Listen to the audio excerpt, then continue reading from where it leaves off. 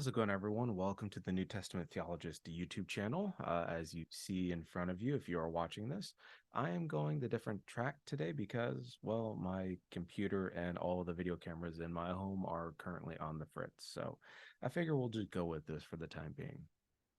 So if any of you are Baptist or Baptist adjacent and have been keeping an eye out on Twitter, the SBC has been fighting for the past, well, it seems to be, well, I mean, the SBC has always been fighting, so I shouldn't quite say that, but the SBC has been especially fighting about the issue of women pastors. For example, you have pastors like Pastor Dwight McKissick out in Arlington area in Texas. You've got Mike Law, you've got James White, you got all these Baptists, and I mean, James White's not Southern Baptist, but, Baptist adjacent, and you have all these people basically talking about whether or not a woman can be a pastor. And so, those interested on my take on this, I mean, I'm already 5 seconds on the internet will show you that my perspective is already well established. But one of the things I was curious about was Rick Warren being disfellowshipped, or Saddleback Church, I believe, being disfellowshipped over that sort of issue. And so, a lot of, and the Southern Baptist defending Rick Warren on this point are very much in favor of, yeah, women can be pastors, but they are underneath the senior pastor or underneath elders in terms of support of place or subordination, depending on your church. And so I thought it'd be interesting to read Rick Warren's tweet, not the whole thing. He posted this some time ago, June 10th. So that was actually today. I almost got 1 million views already. Here's what he says. I'm not going to read the whole thing because it's just, y'all can go look at it. But here's what Rick Warren said. My biggest regret in 53 years of ministry is that I didn't do my own personal exegesis sooner on the 4 passages used to restrict women. Shame on me. I wasted those 4 years of Greek in college and seminary. When I finally did my proper, quote, due diligence, end quote, laying aside 50 years of bias, I was shocked, chagrined, and embarrassed. So many hermeneutical rules were being violated, including this one. Never build a doctrine on a misspelled there, a single word that is used only once in Scripture. There's nothing to compare it to. Correlation. Do your own study of authentane. That is the 1 Timothy 2:12 hapax legomena. In ancient Greek, and you'll be shocked too. I think maybe it was because I didn't want to know anything that might challenge the view I wanted to believe for 50 years. But eventually, integrity required that I read over 70 commentaries by inerrantist scholars that blew apart my comfortable traditional and culture-based interpretation. No seminary told me that those commentaries even existed, and Baptist bookstores refused to carry them. My mother managed a Baptist bookstore, so he says. So I accepted the interpretations that was most comfortable for me as a man with my background. Then reading over 100 books on the early church and the history of the Great Commission for FTT demanded my repentance. That journey was both painful and humbling. I guess I'll just keep going. Here's the final bit. I don't expect to win in New Orleans, and I certainly don't expect to change the mind of any angry fundamentalist. They're responsible to God, not to me. I'm doing this as an act of obedience to the Holy Spirit. And as you can imagine, that rightly pissed off many Southern Baptists or people that are complementarian or both. And you're seeing SBC presidents and SBC professors and SBC pastors and Baptist pastors and Baptist theologians all basically fighting about this sort of thing in a very public and spectacular sort of way. It's interesting to see this sort of thing honestly unfold from someone who is Baptist, but not really Baptist in that sense of the word. For example, one of the things I noticed very strongly was, for example, pardon me, I'll scroll down and find it. I'm not going to read the whole thing, but here's what James White said of Alpha and Omega Ministries. He said this a while today in response to Rick Warren. He retweeted him. Quote, Rick Warren has never given us reason to identify him as an exegete. His purpose-driven stuff was fluff in its day, and now he actually has the temerity to not only view himself as the teacher of literally millions of having produced that pablum back then, but now he's telling us that it is a single term, authentane, that stands between all women and the position of episcopotes. Yep, I said that right. That's in the form of a question. Episcopotes? Gosh, my I can read Greek. Speaking Greek has always been a pain for me, so I'll admit humility on that one and just move on.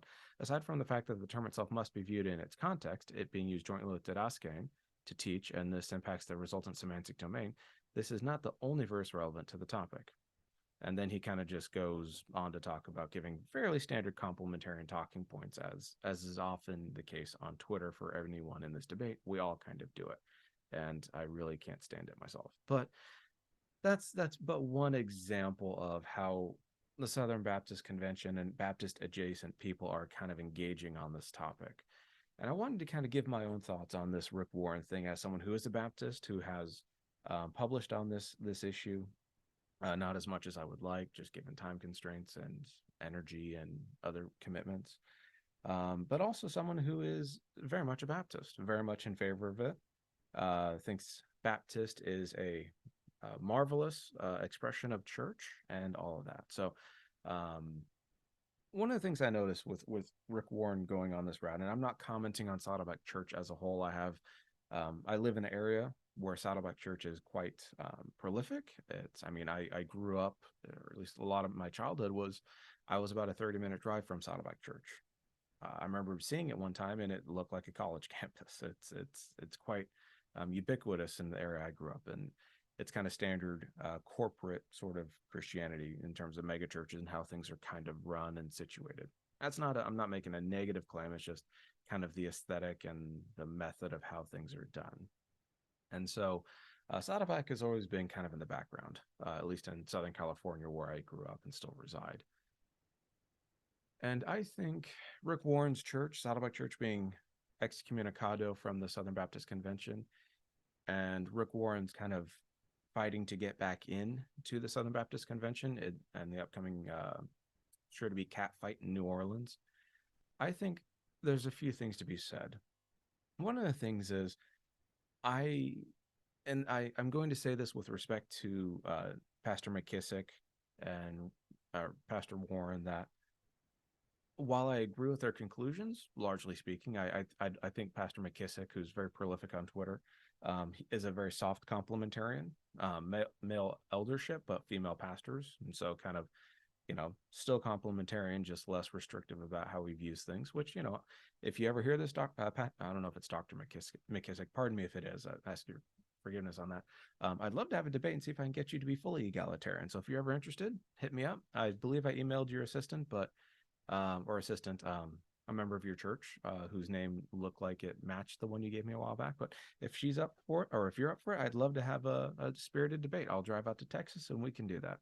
I'm not a big fan of flying anymore. I think I'd just rather go on the long road trip. I'm kind of built for that. But anyway, all this to say, with respect to them, I think while I am very sympathetic to where they kind of line up and where they come from, I think at the end of the day, it's kind of hard to kind of, how shall I say this politely?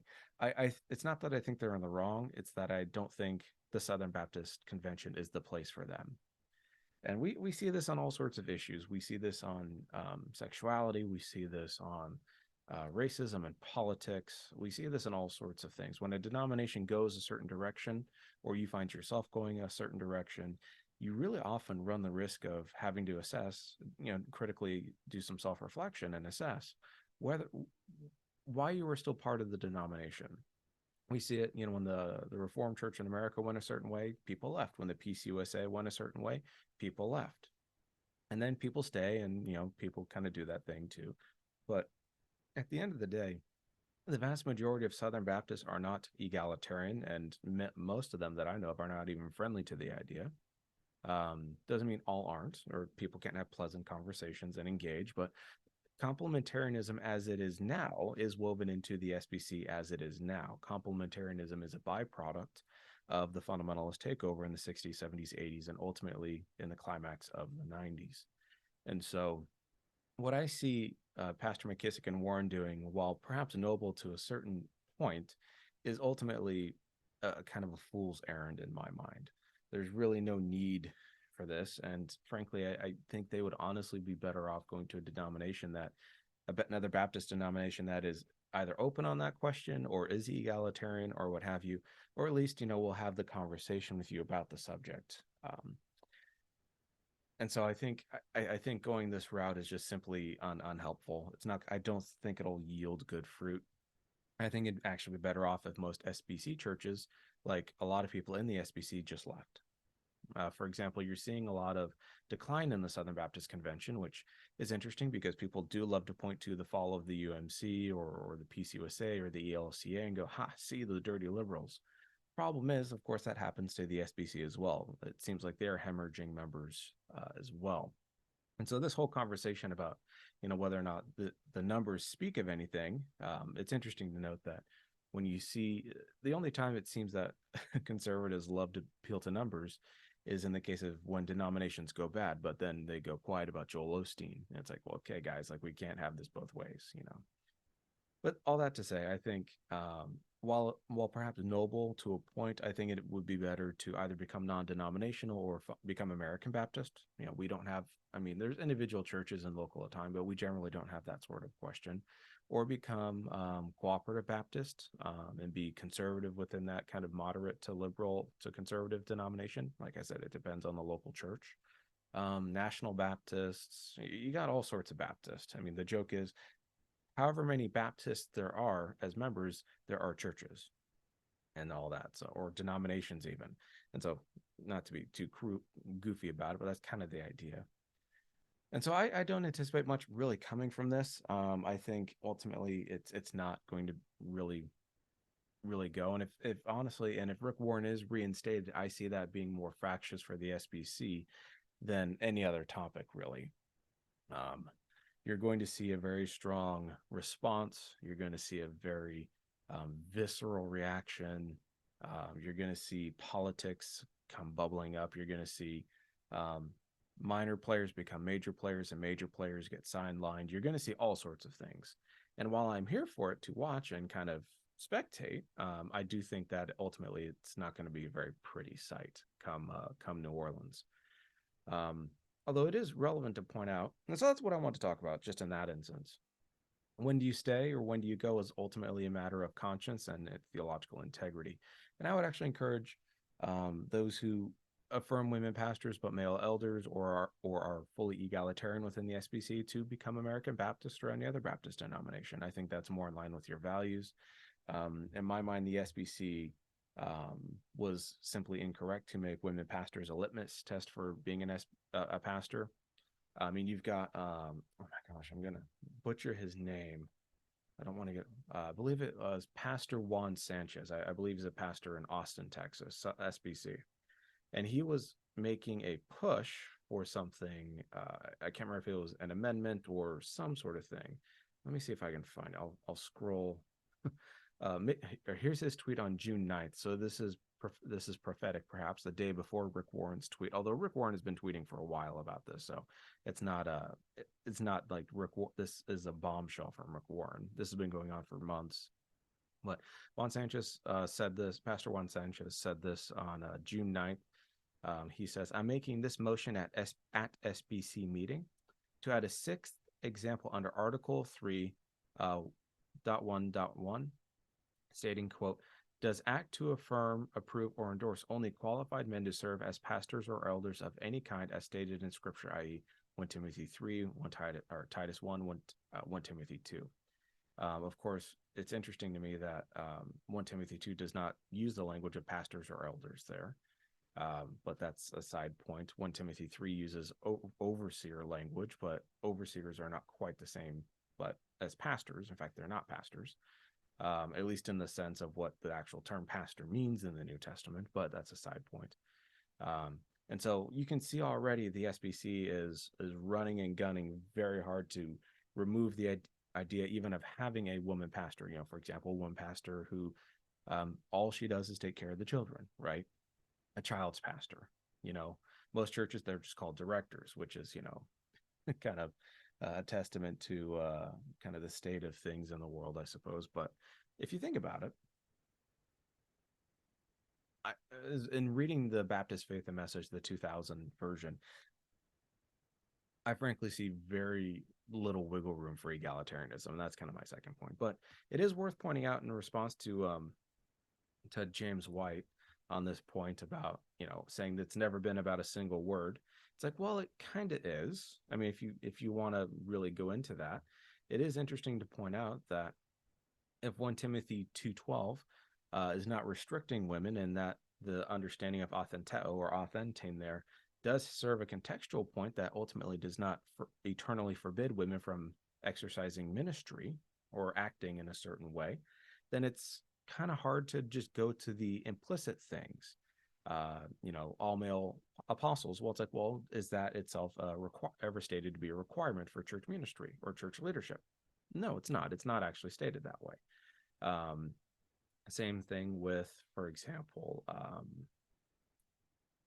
the appeal to Adam or Eve. It's like, well, if we go and do biblical theology as Paul is doing, then Eve and Adam serve as types or as narratival or pedagogical functions within 1 Timothy. It's not just a here you go. It's part of a larger narrative. And so it's one of those where I find it very interesting to watch people complain about how it's not a single word. It's like, yes, but the fact is you don't have major monographs being written on 1 Corinthians 14:34-35, or 1 Corinthians 11:12 through 16. Now, I'm not saying those don't exist, but the major monographs written by complementarians almost exclusively center on 1 Timothy 2:12. And so if you have that text and you can no longer use it intellectually as a way of excluding women from ministry, then you have a lot more work to do. And let's face it, what's the one passage in this debate where if you're having a row with someone online, what's the only or first passage they actually bring out? It's 1 Timothy 2, usually from the ESV or the NASB. And so it's one of those where it's like, I think I get Rick Warren's point, and I think James White's point is frankly a little obtuse, because at the end of the day, we all know what this text seems to be asserting, at least in terms of what we're debating, or at least I should say complementarians are. And so when the passage gets kind of tossed to you in English, untranslated most times, it's like, well, the assumption is that the text says what it says. And there's really no debate about the merits of the text or the context. It's just simply thrown out to you. And so I do think if you read 1 Timothy 2:12 and authenteo there as a negative exercise of authority, usually probably denoting something like a domineering relationship or controlling or abusive, as the term I think actually dictates, philo, and I've published articles on that. And if that's the case, then you have some interesting kind of things to think about there. And I think that's Rick Warren's point, is that he took a lot of things for granted. He made a lot of assumptions about the text and where it kind of led him and all that. And I think it's actually quite helpful to recognize one's bias and learn and grow from it. Now, that said, I can understand why people complain about it, but then again, I don't find it to be justified. And so I actually am very sympathetic to Rick on this point, but I do think at the end of the day, this is not a healthy or helpful place to be in the SBC. Now, so that's my thought on Rick Warren and the SBC, but my broader thought is, what does this say about the state of the church as a whole? And I asked my wife this question this morning when we were driving, and I asked her, what will kill the church faster, theological compromise or theological error, or pragmatism? And she said pragmatism, because pragmatism usually undergirds theological error or theological change. And, I thought that was a very brilliant point, and I agreed with her. And I'm seeing a lot of conversations these days within churches about how we navigate these sorts of questions, whether it's LGBTQ issues, women in ministry, eschatology, culture, politics, race, all the sort of things that we love to fight about. And it makes me wonder about the state of the church and how this is seen by the world. And I'm not talking about the world in the sense of, oh boy, we have to make sure the world loves what we say. It's like, well, no. But how are we presenting our convictions to the world? Are we presenting them in terms of aggression and assertion, or are we presenting them as, this is what we believe is good for the world, this is what we believe is good of Scripture, and why this requires us to believe certain things and not believe other things, and we invite you to come and reason with us? The attitude and presentation is important, at least in the sense of evangelism, not in the sense of compromise. And so it is incredibly pragmatic to kind of go the route of, well, we just need to do this thing because this thing here.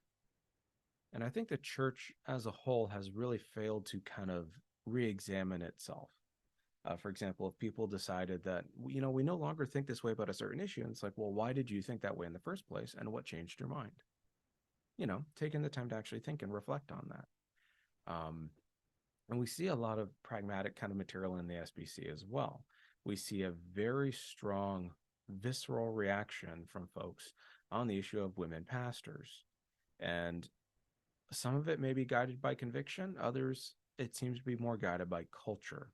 And what I see in a lot of the SBC is both in the broader church, so I'm not, skewering just the SBC, is this idea of both the culture out there is bad, but the culture we have is unexamined. We don't reflect on our own culture that drives our reading of texts, that is forcing our hand theologically. And it's this kind of paradigm of postmodernism and all this sort of stuff that we are the enlightened ones. So it's more part of the Enlightenment, I should say, that we are the truly rational ones. And anyone who disagrees with us is a lily-livered little liberal or what have you. And that whole facts don't care about your feelings thing. I'm just kind of at the end of the day going like, I wonder if that's itself a pragmatic move. How much pragmatism will lead to theological error and how that absolutely kills churches, how that divides and destroys churches. And perhaps the better way of doing all of this and engaging is from a place of humility. So, for example, Rick Warren used the term angry fundamentalist. While I think that's probably quite accurate, I don't think that's going to bring people to the table and have a good conversation about it.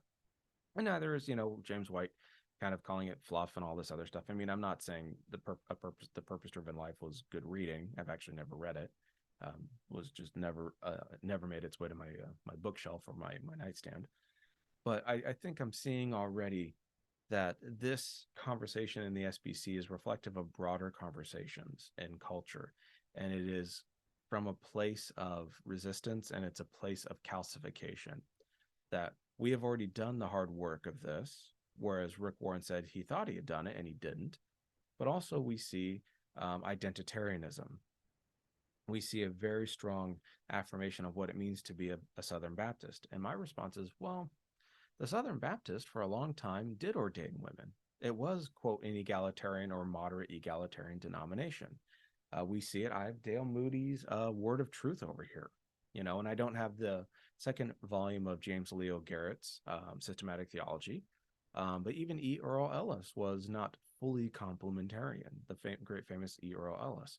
He seemed to believe, and I'm going from memory here, so don't quote me on it, and I could be wrong. So, like I said, he seemed to believe that single women could serve in any capacity in ministry, but marriage placed her beneath the authority or the headship of her husband. I'm trying to remember exactly how he phrased it, but it wasn't fully egalitarian, but neither was it quite complementarian. Let me see if I can pull it up. Egalitarian. See if I can find this. Does he have it? Does he have it here? It doesn't look like it, is it? Well, in any sense, I do think there's something to be said about just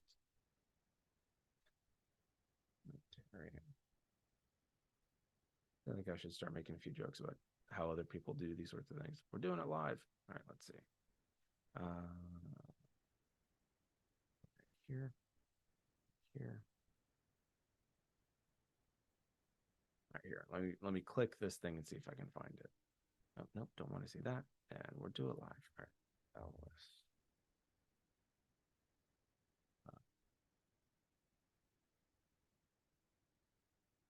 Well, I'll just move on. Ellis at least had a nuanced perspective on it, and he was within the SBC and all that, very strong SBC minister. Dale Moody, I think, actually probably was closer to egalitarian than many other people. I mean, and women were at SBC churches and teaching at SBC seminaries, and I'm not saying they're all orthodox and wonderful, but the SBC had women doing that sort of thing for an extended period of time in their history. And so the question kind of arises out of who gets to define what the SBC is? right? And that's, I suppose, where the debate in New Orleans will take place is being complementarian an essential component of being Southern Baptist. And for a long time, I think that the answer is probably no. I mean, it's not to say every Southern Baptist was egalitarian. I'm not making that claim, but that there were Southern Baptist egalitarians, very strong ones, very passionate ones, very articulate ones, some very conservative ones, some very liberal ones. You know, like I said, we're all Baptists. You kind of get what you get when you're a priesthood of all believers. And so I'm looking ahead to see what will happen with the SBC at New Orleans, whether or not Rick Warren will be reinstated. I will be stunned if he is, and I suspect it'll be a bloody mess. It'll be Sunday, bloody Sunday in the SBC if he's reinstated, and I suspect it won't happen because pragmatism, instead of having a spirited and open-minded conversation, is usually what wins the day. And so, yeah, I don't know. What do y'all think about it? I think it's very, very interesting. I don't know how I feel about doing cultural commentary. I feel a little weird about it personally, but I've had enough people ask me about it. I should just answer it. But yeah, hopefully this is of interest to you. Hopefully that you gained a little bit. Let me know your thoughts below. Do you think Rick Warren's church will be reinstated? Do you think the SBC will take another hard biblical look at women's ordination or women being pastors or what have you? For my money, I think the answer is no and no. But what are some of the issues you see here? What are you looking forward to? What do you think will happen? Let me know in the comments. Like, share, and subscribe, all that sort of stuff. And if you like what we're doing here at NTT, consider becoming a patron. And we're doing a book study starting in July on Ben Witherington's New Testament Theology, his 2 volumes. So I'll be going through that once a week and just talking about it, reflecting on it, engaging with it. And so far, it's been a very interesting book. I've read probably the first few hundred pages, and I'm loving most of it. There's plenty there to feast on and chew on, and a few bones to spit out here and there. But if that's of interest to you, feel free to become a patron. And hope you all have a good one. May the Lord bless you. May the Lord keep you. May his face shine upon you. And please continue to keep me and my family in prayer. We are just trying to discern what the Lord would have us do, as I think everyone in the world is, or at least everybody who claims the name of Christ seriously is. So blessings to all of you. Take care, and I will talk to you next time.